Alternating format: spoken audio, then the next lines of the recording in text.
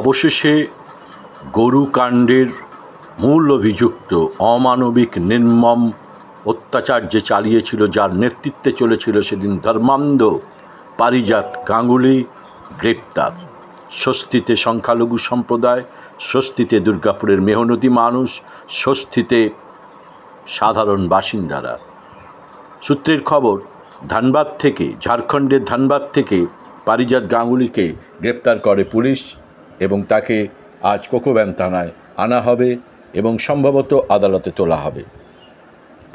পারিজাত গঙ্গোপাধ্যায় বিজেপির রাজ্য কমিটির নেতা, অত্যন্ত ধর্মান্ধ, মুখে জয় শ্রীরাম, হর হর মহাদেব। সংখ্যালঘু সম্প্রদায়ের গরু ব্যবসায়ীদের গরু চোর এবং গরু পাচারকারী হিসেবে অভিযুক্ত করে নির্মম অত্যাচার চালায় 31শে জুলাই।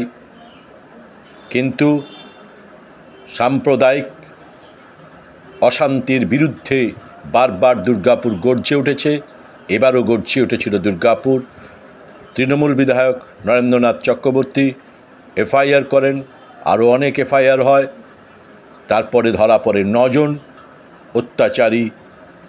এরপরে মূল অভিযুক্ত পলাতক ছিল। পুলিশের বিরুদ্ধে প্রশ্ন উঠছিল তৃণমূলের বিরুদ্ধে। সেটিংয়ের তথ্য উপস্থাপিত করেছিল বিজেপি এবং তৃণমূলের সেটিং তথ্য উপস্থাপিত করেছিল সিপিএম এবং কংগ্রেস।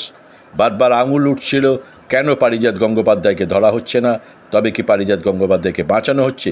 বিজেপির রাজ্য কমিটির সদস্য এই নেতা পারিজাত গাঙ্গুলিকে অবশেষে পুলিশের জালে ধরা পড়তে হলো। এটাই বড় কথা। দুর্গাপুর প্রমাণ করল দুর্গাপুরে আছে। এটাই সম্ভবত আজকের সবচেয়ে বড় স্বস্তিদায়ক খবর দুর্গাপুরের সব সম্প্রদায়ের বাসিন্দাদের কাছে।